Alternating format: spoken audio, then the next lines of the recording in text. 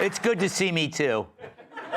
Good evening, everyone. So, Patriots head coach Mike Vrabel said he would cut off his own penis to win a Super Bowl. A Super Bowl. In a related story, J.B. Pritzker said he'd do the same for a burrito bowl. A burrito bowl. Delicious. A broken sewer pipe has left the Potomac River with 12,000 times the limit of E. coli, which causes intense diarrhea. While people have reported symptoms, life went on as usual for one man. Because he has it every day. Do I have to explain these jokes to everybody? A Kenyan activist broke a Guinness World Record by hugging a tree for 72 consecutive hours. I believe we have a picture.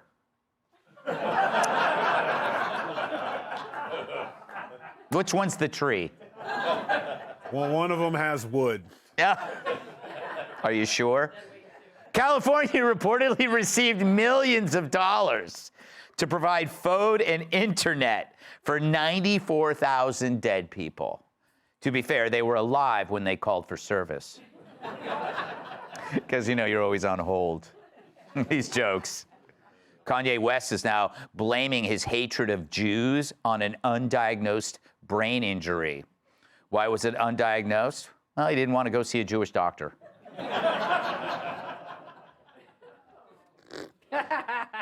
A Georgia state rep filed a resolution to rename the Shawnee Mountains after President Trump. Oh, yeah. Big Shawnee. Sit down, everybody. To be fair, they also want to rename Death Valley after this guy. Yeah. They're waking up. That got them on their feet. Now you're cooking with oil, kid. Jimmy Kimmel cried on his show Monday while talking about Minneapolis. We don't know if he was sincere, but sources say before he took the stage, he'd been reading his ratings. And finally, a new report shows that men who get busted sleeping with prostitutes can attend a John school where completing the courses would mean no jail time. And one man has already graduated magna cum laude.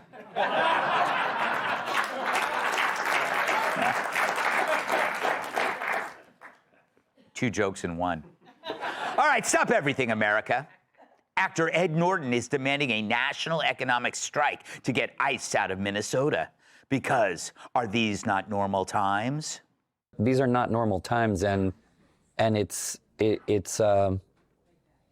like we have extrajudicial assaults on Americans and humans going on a daily basis now. I think we should be talking about a national general economic strike until this is over and stopped. Wow, look at that couch. Pretty brave, Ed. This coming from the guy whose biggest sacrifice this year was switching to diet caviar when feeding his puma. Then there's NYU professor Scott Galloway, who also doesn't mind if you feel the pain. I'm talking about something quieter, far more unsettling to the system, and that is an economic strike. A short-term coordinated withdrawal from spending and maybe work. Wealthy households took their spending down 10%, and middle-class and lower-income households, which have a difficult time reducing their spend, took it down 5%. You would take GDP negative almost overnight. Overnight. Not true. But who is he talking to? Certainly not the penniless orphans in my wallet factory, and not most Americans either. Sorry, Scott, most people aren't going to stop buying food for their kids because you said so. So you got an actor and an academic, two jerks, insulated from the consequences of their own commands. Both are worth millions and can afford a few days without a $20 smoothie from a cafe that's so hip the female barista has a penis. And their jobs aren't exactly necessary for society's function. You think America is going to miss another Ed Norton movie? Or a podcast from Galloway? That's like choosing between gonorrhea and syphilis. But with a national strike, everyone with real jobs and actual families suffer. But that's just a pesky detail for the happily insulated virtue signaler. They either don't see that their luxury ideas have grave consequences, or they don't care. Galloway lives in London.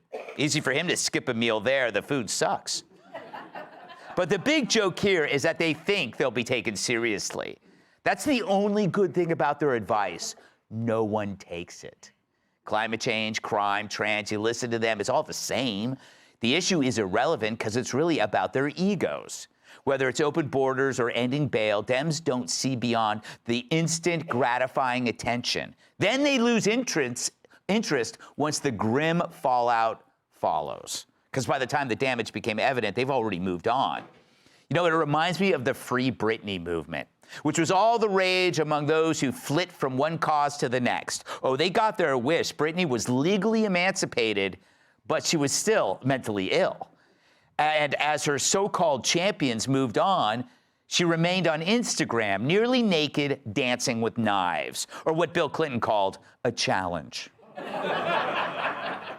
Her saviors were not saviors at all, just self-involved douchebags who enabled this self-destruction to then be handled by the family members that they had demonized. Sound familiar? Well, look at ICE, who's only in Minneapolis to clean up the mess that open borders caused. And now those who caused this label those guys the Nazis. And then they lie and say, nobody asked for this. Nobody asked for this. Nobody put them up to it. They decided to launch this in order to show off what they could do. And now they are in full retreat. If you were one of millions of Americans who protested ICE out of Minneapolis, you should know, tonight you are winning this thing. You are winning. Winning what exactly? Who are you rooting for? More dead people? From her comfortably warm and secure studio, she applauds the chaos that caused 2 deaths, which was the point all along. Create chaos, leading to tragedy, which causes more chaos. And Rachel's numbers will go up. But why isn't she out there leading the charge? Instead of home ripping phone books in half to maintain forearm strength. I guess it's just better for others to risk their lives doing stupid that drives her ratings up. She's a modern-day Eddie Haskell, egging her friend to eat the Tide Pods while she films it for her show. That's been her MO for years, as well as maintaining her eerie resemblance to Mannix.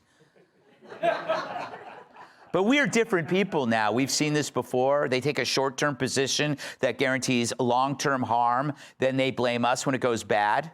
But we're done. They follow the same pathetic playbook so many times. Cleaning up their messes is now what we do best.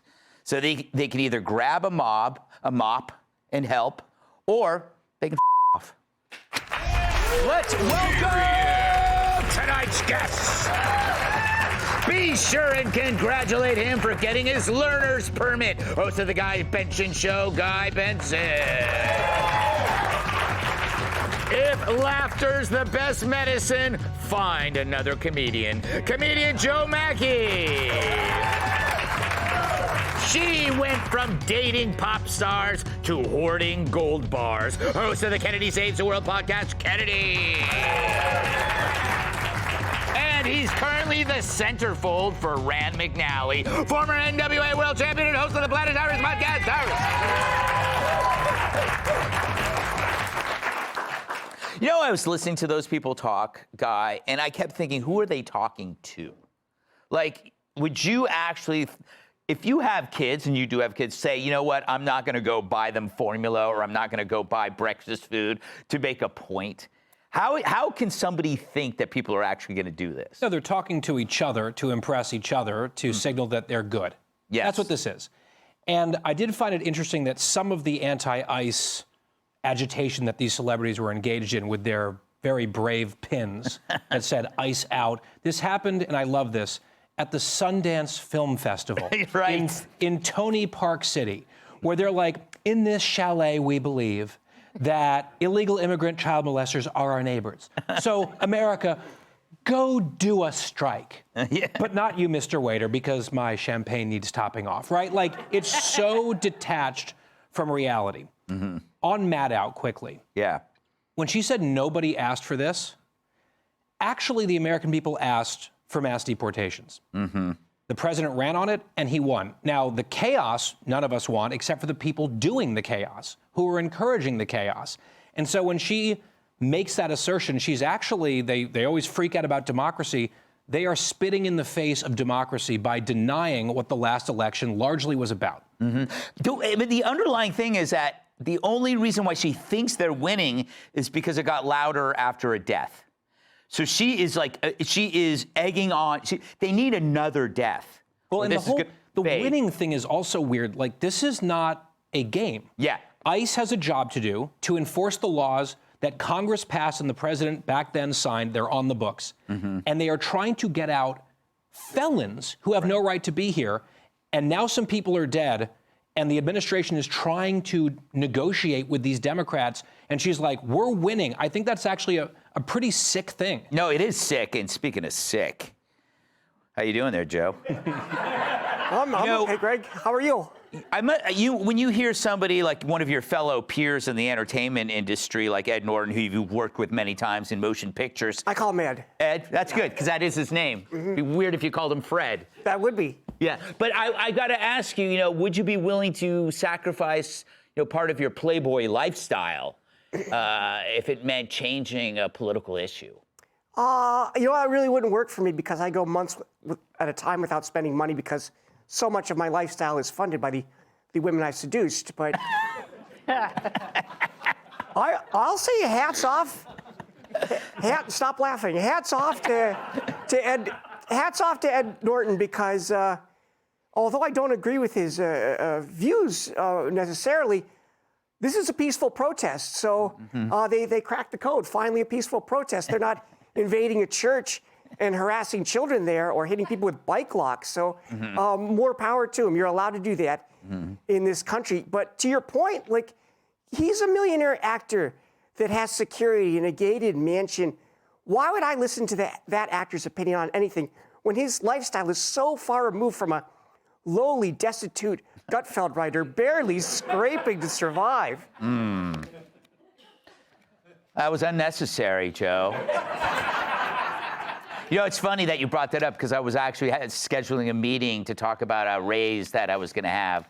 I mean, it was scheduled, but got other things. Off the docket, Gutfeld. Yes. Off the docket. Got any more jokes? I got a couple other things to cross off here. Oh, boy. I'm just digging myself a grave here. Yeah. Well, you know what, Kennedy, Joe brings up the whole point that, like, the guy's living. It's always like, as long as they have the thing that they have, they will tell you to go without something else. It was like defund the police was often pushed by people behind gated communities. I don't think Scott Galloway, who, by the way, again, lives in London, is going to suffer. Also, how does this affect the economy? Like, does it actually affect the GDP? Like, a couple of days of not? No, absolutely not. And he's banking on the fact that the people who listen to his dumb podcast are economically illiterate, and no one is going to fact check him. That's why fartbags like him love doing podcasts, because there's no interface. There's no interaction with people who actually know more than you do. And, he used to be a respected guy who, appealed to conservatives and libertarians. And now it's like, what have you become? Yeah. It's like when people talk about Trump derangement syndrome, it's not just a pejorative. It really is something that consumes once rational people who used to be able to look at both sides of an issue and think about it critically and then, fall on the side of what they thought to be the truth. And it's like, here, the truth be damned. The only truth is Edward Norton should fire his plastic surgeon and never go back, because that eye job is one of the worst I've seen in Hollywood, and there have been quite a few recently. Yeah. Also, just the three of them sitting on the sofa was so. I mean, but the other two are like, oh God, stop talking, because they can hear the movie receipts declining. Yes. They can feel people's interests like physically waning, and they're like, oh God, it's like, I need this for my remodel. Stop talking, Edward. You're only making it worse. And he's like, not worse than these, huh? Tyrus, my problem with this story is I can't take it seriously. If you up with open borders, everything that happens after, it just doesn't, like, when they talk about the people getting hurt, it doesn't resonate with me, because you guys had the opportunity and you blew it, and now you're complaining when we clean up your mess. I believe the word you're looking for, Greg, is root causes. Yes, root causes. That's one of their favorite words, root causes. Lo and behold, Greg, in his little wisdom, discovered what the root cause was of all the violence and what's going on. Yes. You opened the border. Yeah. Which caused other countries to dump their best and brightest, Yeah. because that's what I do. Like, I got my 6 kids, and when the border opened up, I took the 4 smart ones and like, you get the out. I'm gonna stay here with the 2 special ones. Like, so, but here's the thing. Don't feel bad, Greg, because Ed don't believe it either. Yes. You know how I know? You know how I know? Because he couldn't talk about it. Mm-hmm. This is a man who gets paid to speak and play a character, lie. And he said, what it is, what happened. That's right. He was. Cut. What are we talking about? He was great in like Primal Fear. Yeah. Do you remember Primal Fear where Yeah. he plays like a mentally deranged guy? But he Someone couldn't wrote- play. He couldn't play a passionate liberal. Yes. He didn't- if I was the director, cut. Your name's Norton, right? I need some tears. Do you don't remember the line? Like our words don't even count. They don't even have to make sense. So stop doing give me something, some emotion. But he was given such a pass in the 90s for mediocre acting because he went to Yale. Oh, you didn't think he was good in? He was. Up the Hulk, and all you got to do is He was fine in Primal Fear. He was fine in that movie. But he tried to get rock and roll credibility by banging Courtney Love for a while. Same here. I think you just got some critters. He went through a weird phase. He was really Yes, into I tall did. chicks for a while. Yes, I'd carry a tiny comb wherever I went. Hey, Sean Hannity here. Hey, click here to subscribe to Fox News YouTube page and catch our hottest interviews and most compelling analysis. You will not get it anywhere else.